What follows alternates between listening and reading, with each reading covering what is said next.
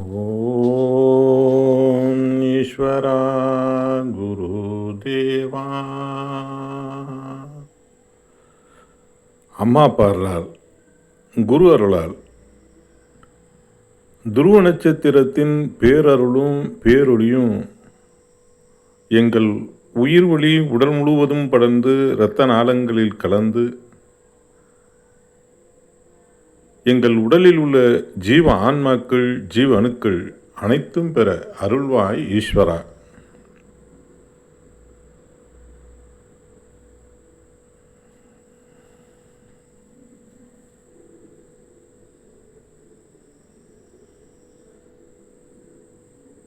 ஓம் ஈஸ்வரா குருதேவா கருணை சுரூபா.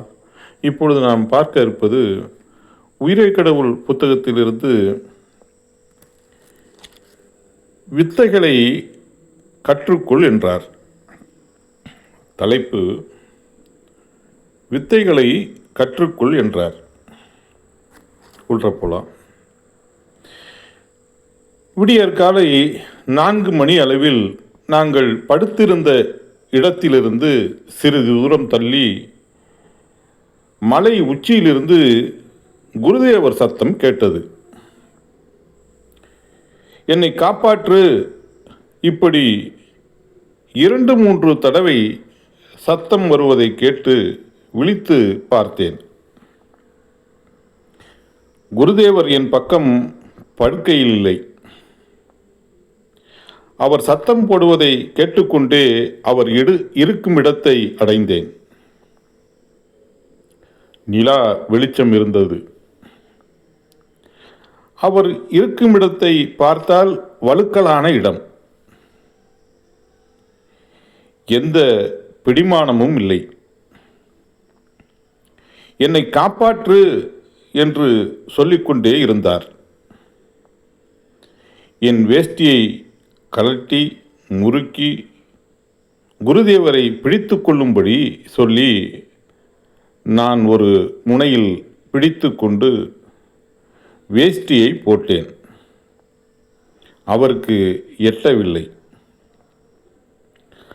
சிறிது நேரம் சிந்தித்துவிட்டு என் காலில் ஒரு பக்கம் வேஷ்டியை கட்டிக்கொண்டு பாறையில் நான் படுத்து கொண்டு அவர் இருக்கும் பக்கம் சறுக்கிக் கொண்டு ஒரு பக்கம் முனை வேஷ்டியை பிடிக்கச் செய்ய முயற்சி செய்தேன். ஆனால் அவர் இருக்கும் பக்கம் போகாமல் அதற்கு மாறாக வேறு பக்கம் என்னை வலிக்கு கொண்டு போய் நான் கீழே விழுந்துவிடும் நிலை ஏற்பட்டு விட்டது. இதை பார்த்து கொண்டிருந்த குருதேவர், என்னை காப்பாற்றுகின்றேன் என்று சொன்ன நீ எங்கேயோ போகிறாய் என்று சொல்லி பலமாக சிரிக்க ஆரம்பித்து விட்டார்.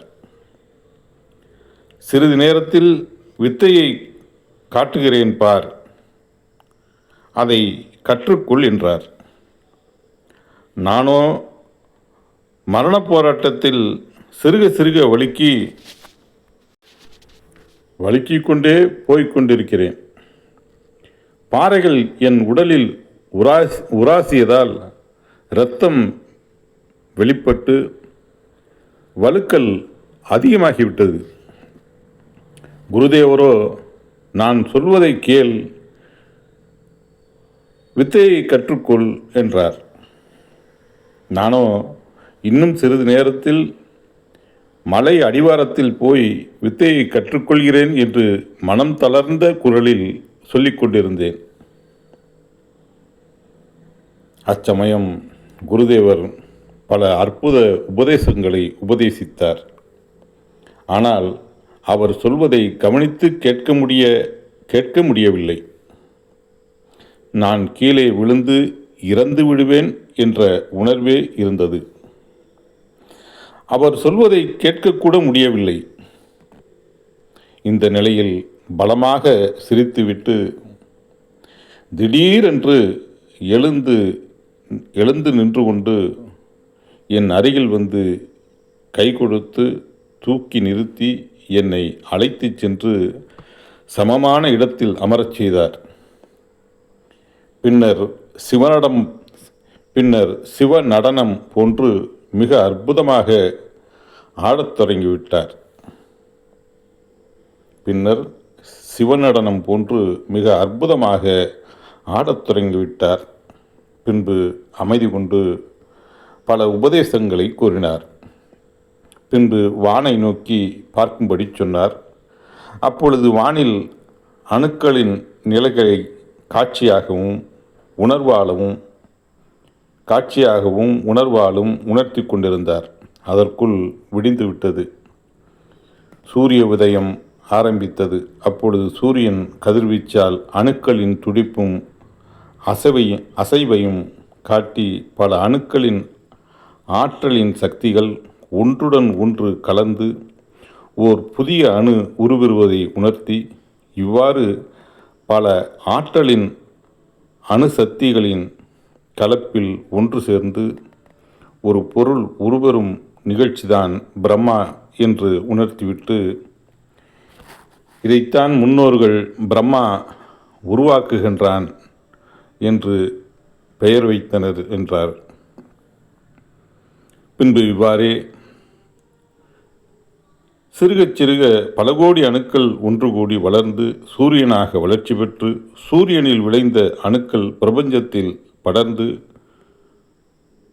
கோள்களாகவும் நட்சத்திரங்களாகவும் உயிர் அணுக்களாகவும் உருப்பெற்றது என்று உணர்த்திவிட்டு, இன்னும் சூரியனின் ஈர்ப்பின் அணைப்பில் பேராற்றல்களை கொடுத்து கொண்டு வளர்த்து கொண்டு உள்ளதால் சர்வத்தையும் இயக்கும் சர்வேஸ்வரா என்று பெயரை வைத்தனர்.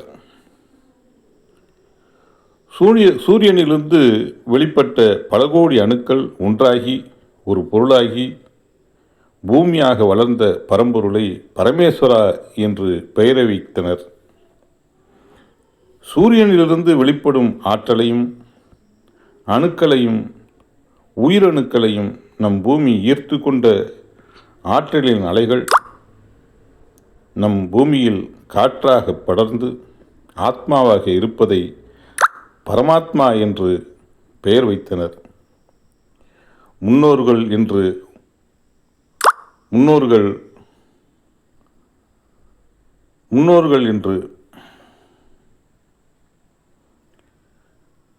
உணர்த்திவிட்டு,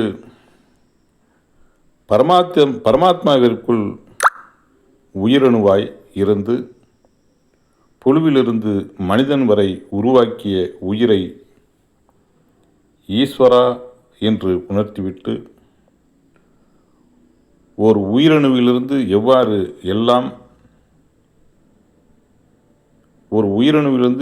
எல்லாம் உடல் அழிந்து உடலில் சேர்த்து கொண்ட வினைகள் உயிரில் ஆத்மாவாக சேர்த்து கொண்ட வினைகளுக்கு ஒப்ப மறு ஜென்மத்தில் உடலின் உருவம் எவ்வாறு மாறுபடுகின்றதென்று உணர்த்திவிட்டு பல நிகழ்ச்சிகளை காட்சியாக காண்பித்தார். ஓம் ஈஸ்வரா குருதேவா கருணை சுருவா. இந்த அளவில்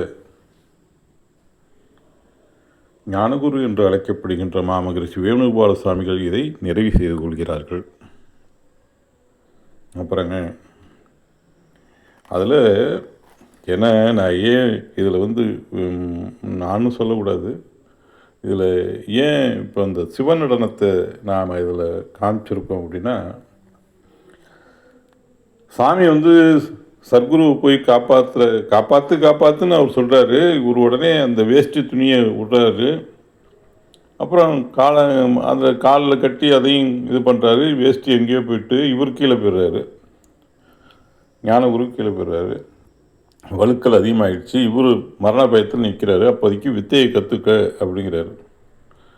அப்போ மரண பயத்தினுடைய உச்சபட்சத்தில் இருந்துக்கிட்டு இருக்கிற நிலையில் அவருக்கு உபதேசம் கொடுக்குறாரு. அப்போ பல அற்புதமான நிலைகளை எல்லாம் உபதேசம் செய்து கொண்டு இருக்கிறார். அப்போ எந்த அளவுக்கு தெளிந்த நிலை, சர்க்குருவுடைய பெரும் நிலை என்ன நிலை அப்படிங்கிறத நாம் உணரணும்.